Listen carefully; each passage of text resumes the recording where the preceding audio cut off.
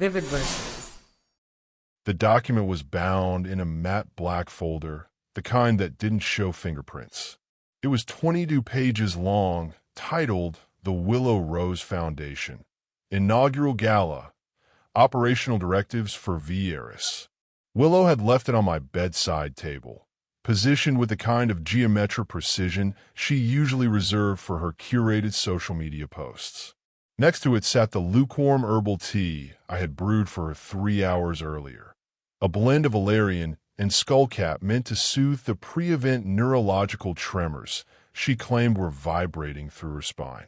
She was currently asleep, or practicing the stillness of sleep, her breathing rhythmic and performative. The dim glow of the city lights filtered through the blackout curtains, catching the sharp, expensive line of her jaw. For 5 years, I've been the anchor of this woman's life. I was the one who negotiated the lease on her studio, the one who navigated the Byzantine tax codes of her artistic endeavors, and the one who held the basin when her anxiety-induced nausea struck the moment a bill collector called. I had been the lead architect of her stability. But as I opened the folder, I realized I was no longer an architect. I was being moved to maintenance. The document was a masterpiece of corporate-inflected passive aggression.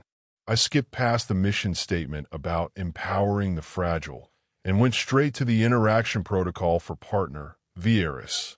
To ensure the optimal emotional regulation of the founder, W. Rose, during the high-stakes launch of the foundation, the following constraints are non-negotiable.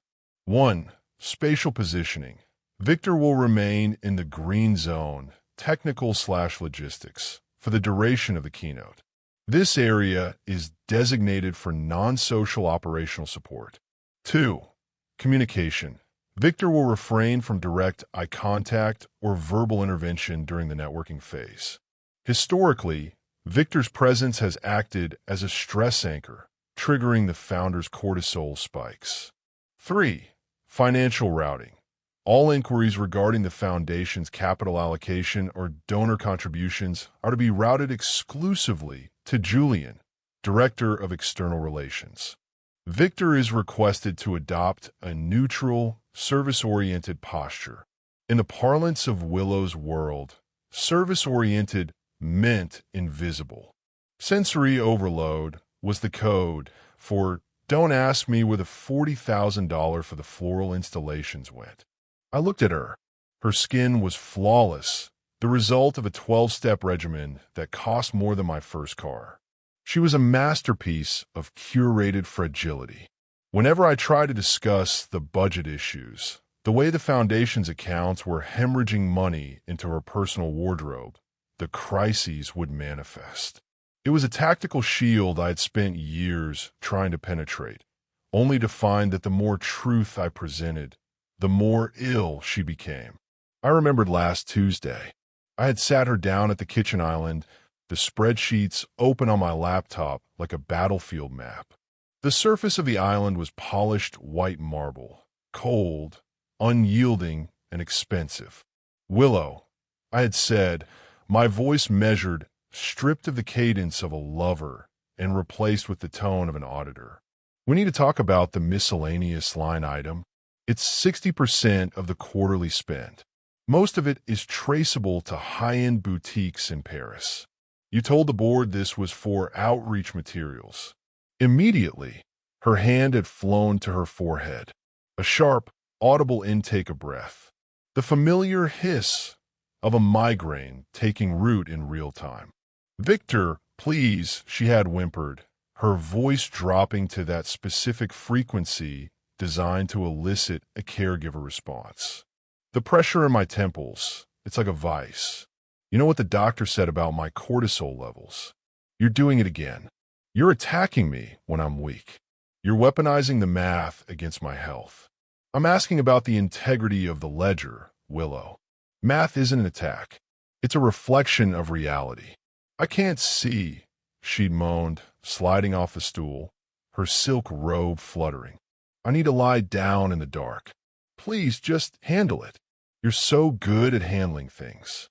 Why do you have to be so cruel when you know I'm on the edge of breakdown? That was the old protocol. She would break and I would fix. She would perform the crisis and I would provide the accountability by absorbing the consequences myself. I would balance the books by working overtime on my own firm, pouring my personal income into the hole she dug. But that Tuesday, I hadn't followed the script. I hadn't helped her to the bedroom. I hadn't fetched the lavender-scented eye mask or dimmed the lights. "I see you aren't feeling well," I had said, standing up. I didn't reach for her. I watched her eyes flicker, just for a microsecond, checking the distance between us, gauging why the gravity of her collapse wasn't pulling me in. "We will pause this. You're insulting my intelligence with this act, Willow. However, until we have this conversation, all credit cards are frozen. To prevent stress, of course. We wouldn't want the burden of choice to exacerbate your condition." The migraine had transformed instantly into a panic attack, a more aggressive tactical shield. She had gasped for air, clutching her throat, her eyes wide and wet. "I can't breathe. You're killing me. Victor, help. I'm saving you," I'd replied, closing my laptop with a definitive click. "I'm saving you from the stress of overspending. Recover when you're ready. The accounts stay dark until the spreadsheet is balanced." I had left her there, gasping on the designer linoleum, and went to the office to finish my work. Now, looking at the black folder, I realized the gala was her countermove. If I wouldn't be her caregiver, I would be her servant. She had drafted these protocols to ensure that on her big night, the moment the Willow Rose Foundation became a legitimate entity, I would be relegated to the periphery where I couldn't agitate her with the truth of her own insolvency. I picked up a pen and signed the acknowledgement page at the back of the folder.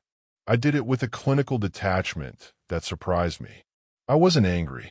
Anger requires an investment in the outcome. I was merely performing an audit of our remaining time. The grand ballroom of the Pierre was a sea of polished chrome, stiff white linen, and the metallic tang of industrial-grade air conditioning. It was a space designed for optics. According to the protocol, I was stationed in the AV booth, a raised glass-encased cage at the very back of the room. It was spatially symbolic. I was the observer, the man behind the curtain, literally separated from the inner circle by a sheet of soundproof glass and 30 yards of social hierarchy. From here, Willow looked like a porcelain doll. She was wearing a gown of spun silver, shimmering under the LED arrays I had spent 16 hours rigging. She was laughing, her head tilted back at the perfect angle to catch the light. There was no sign of the stomach ache she had claimed to have this morning when I asked her about the unpaid venue deposit. Beside her stood the successor. His name was Julian. He was 26, possessed a degree in social connectivity, and had a face that radiated uncritical empathy. Julian was the new anchor, or rather, the new vibe manager. I watched through the glass as Willow swayed slightly while talking to a venture capitalist. It was a practice tell, a dizzy spell. In the past, I would have been there with a glass of water and a steadying hand on her lower back. I would have whispered that we could leave early, that I would handle the apologies. Now I watched Julian. He sprang into action with a terrifying, sycophantic grace. His face contorted into a mask of exaggerated concern. He took her arm, leaning in close, whispering validations. He fetched the water. He shielded her from a persistent donor. He was doing exactly what I had done for half a decade. He was protecting her from the crisis of being a functional adult.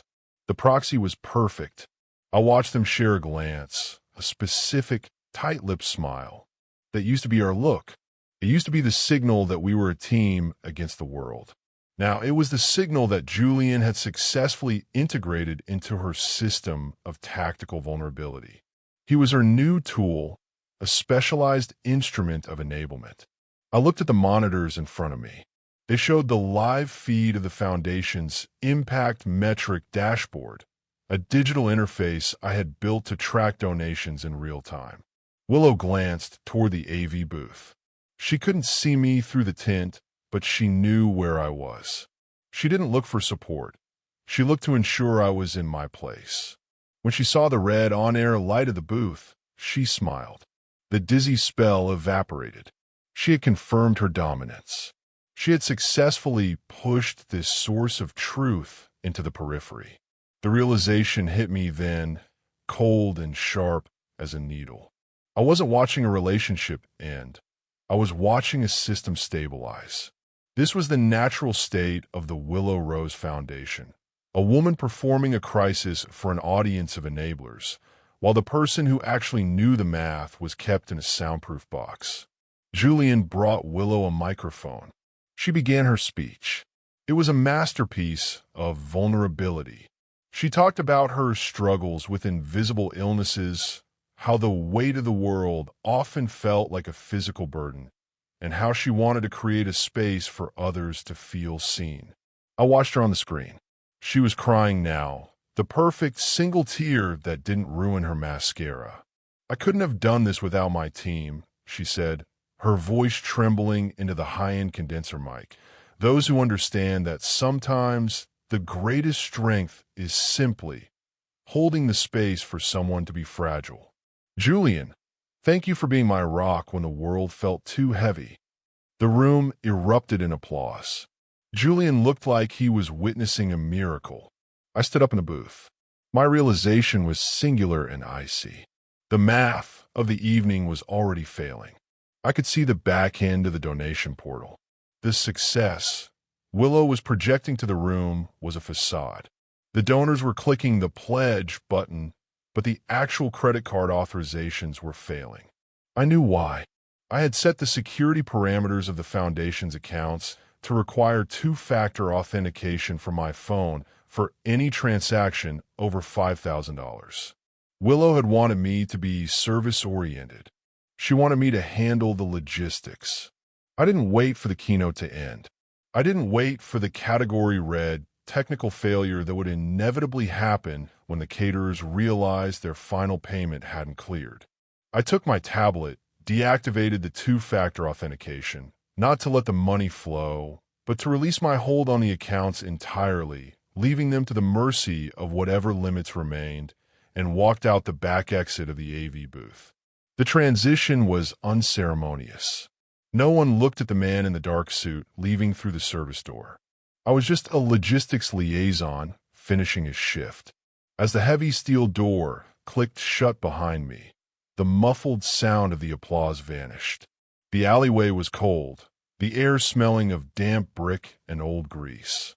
I felt an immense, staggering lightness. I walked 4 miles. I didn't want a cab. I wanted the friction of the pavement against my shoes. I ended up in a 24-hour diner that smelled of burnt coffee and industrial floor cleaner. I sat in a vinyl booth that cracked under my weight and placed my phone on the Formica tabletop. Then the logs began. 10:15 p.m. Willow, text Victor. The monitor in the booth is flickering. Julian says he can't find you. My head is starting to throb. The lights are too bright. Please fix the lights for the silent auction. 10:22 p.m. Willow, text Victor. This isn't funny. The caterer is asking about the wire transfer. I told him you handled it. I'm starting to feel that tightness in my chest. Don't do this to me tonight. You know I can't handle this kind of stress. 10:35 p.m. Julian, text Victor. Where are you? Willow is having a major episode in the staging area. The donation portal is asking for an admin override. We need the code. She's hyperventilating. Get back here. 10:45 p.m. Willow, missed call. 10:46 p.m. Willow, missed call. 10:47 p.m. Willow, text you're being incredibly selfish. I am in the middle of a literal panic attack in the bathroom, and you're nowhere to be found. Julian is trying to help, but he doesn't have the codes. Send the codes now. My hands are numb. I think I'm having a stroke. I watched the stroke threat with a detached curiosity. It was a step up from the panic attack.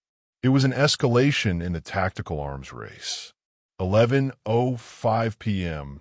Evelyn, Willow's mother. Text Victor. I am with Willow. She is hysterical. How could you abandon her on her most important night? She is physically ill. Her stomach is in knots. If anything happens to her health, it is on your hands. Be a man and call her.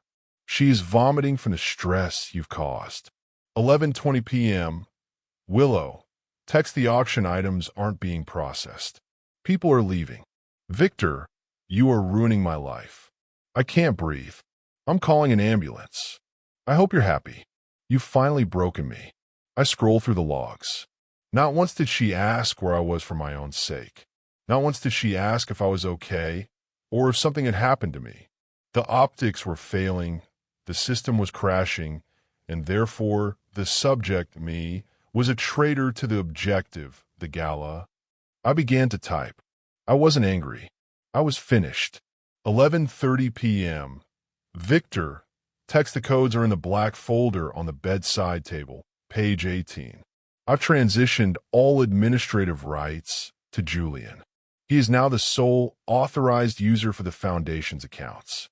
I have also moved my personal belongings out of the apartment.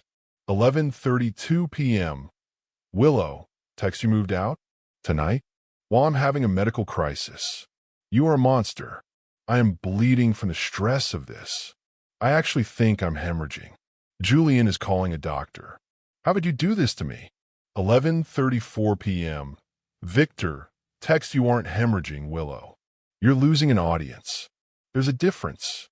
The crisis doesn't work when the person it's designed to manipulate isn't in the room. Enjoy the rest of your evening. I turned the phone off and finished my cold coffee. The diner was quiet. A man in a stained apron was mopping the floor, the rhythmic slosh thump of the mop the only sound. I thought about the surfaces of my life with Willow. Everything had been so polished, so stiff, so digital. The relationship had been a series of high-resolution images with no depth. I realized then that the crisis was her only way of creating friction. She needed the migraine or the panic attack to grab hold of me, to force me to stop moving and look at her. But she didn't want me to see her. She wanted me to see the symptom. Because if I was looking at the symptom, I wasn't looking at the receipts. I wasn't looking at the void where her personality was supposed to be. 3 days later, we met at the Foundation's office for the final audit. It was a neutral space, though the air was thick with the scent of Willow's signature perfume.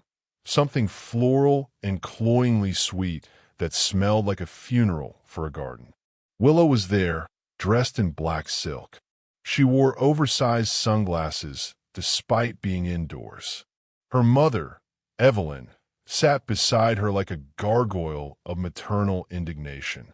Julian was conspicuously absent, likely back at the apartment, holding the space for her next collapse. Willow didn't look at me. She stared at a spot on the polished mahogany table. We've reviewed this situation with the Foundation's legal counsel. Evelyn began, her voice a sharp, brittle rasp. Your departure caused significant reputational damage. Victor. Willow was hospitalized for 48 hours with extreme exhaustion and cardiovascular distress. The board is considering a suit for breach of fiduciary duty. I sat down. I didn't bring a lawyer. I brought a single sheet of paper. She wasn't in cardiovascular distress. Evelyn, I said calmly. I placed the paper on the table. The hospital discharge summary, which, as the former primary policyholder of the joint plan, I still have access to, lists the diagnosis as vague somatic symptoms and stress-related anxiety. She was given a saline drip and a mild sedative. Her vitals were perfect. Willow flinched behind her glasses. How can you be so cold? Willow whispered. I nearly died. My heart was racing so fast, I thought it would burst. The math says otherwise, I replied, sliding the paper toward her. This is the final audit of our relationship, Willow. I've categorized the last 5 years into data points. I pointed to the list. In the last 60 months, you have had 114 documented medical emergencies. 100% of them occurred within 12 hours of a financial discussion, a boundary being set, or a request for you to fulfill a professional obligation. You have spent $142,000 of foundation capital on personal luxury goods, which you then justified as necessary for your mental health. You have used physical illness as a tactical shield to avoid every single moment of accountability. I have a condition. Willow snapped, her voice losing its breathy, fragile quality. You've never understood the toll this takes on me. The foundation needs a certain image, a certain vulnerability. People don't give money to cold, hard numbers, Victor. They give to people. My struggles are the brand. It was a professional necessity to maintain that image. The greater good is a very convenient shield for a shopping addiction and a personality disorder, I said. You're being abusive, Evelyn interjected, her pearls rattling as she leaned forward. You're gaslighting her. You're telling her that her very real pain is fake. You are the anchor, Victor. You were supposed to support her, not count the cost. I was the anchor, I agreed. But an anchor that stays down while the ship is sinking is just a weight. I'm not saying she doesn't feel the pain, Evelyn. I'm saying she chooses it. It's her primary currency. And I'm no longer exchanging my life for it. Willow leaned back. She took off her sunglasses. Her eyes were clear, sharp, and entirely devoid of exhaustion. They were the eyes of a shark checking the temperature of the water. Julian says you're just intimidated, she said, her voice smooth and biting. He says you couldn't handle the fact that I was becoming something bigger than us. He's already moved in. He understands what emotional labor actually looks like. He doesn't bring spreadsheets to bed. I'm glad to hear it, I said, standing up. I've already signed over my portion of the lease. Consider it a gift. Julian is now the guarantor for the apartment and the foundation's office space. I'm sure he'll be very supportive when the first rent check bounces. What are you talking about? Willow asked, a flicker of genuine phantom pain crossing her face. I've spent 5 years managing the crises of your bank account, I said. Without my personal income and my credit score anchoring the foundation, the interest rates on your loans just tripled. The success of the gala didn't cover the overhead, Willow. It barely covered the flowers. You're $200,000 in the red, and Julian's credit score is, well, Julian is 26 and works in social connectivity. He isn't a guarantor. He's a passenger. I walked toward the door. Victor, she screamed. I heard the sound of a chair crashing over. Victor, my chest. It's happening again. I can't, Evelyn, call 911. I can't breathe. My heart is stopping. I didn't stop. I didn't turn around. I could hear Evelyn fumbling with her phone, shouting about liability and heart attacks, and I could hear Willow's heavy, performative gasps for air. It was a familiar symphony, but the music had no power over me anymore. I stepped out onto the sidewalk. The sun was bright, too bright perhaps for someone with a migraine. But for me, it was perfect. The air was crisp, smelling of autumn and car exhaust. The surfaces of the city, the glass of the skyscrapers, the chrome of the passing cars, didn't look like things that needed to be polished or maintained anymore. They just looked like objects in space. I walked toward the subway. I had a small suitcase at a hotel and a ticket to a city where no one knew how to perform a crisis for my benefit. The relationship hadn't survived because it wasn't a relationship. It was a performance that had lost its lead technician. As the train pulled into the station, I felt a profound, quiet peace. Willow would find another Julian. She would find another crisis. She would continue to live in the professional necessity of her own tactical vulnerability. But the math was finally settled. My worth had been depleted, and in response, I had to simply close the account. I stepped onto the train.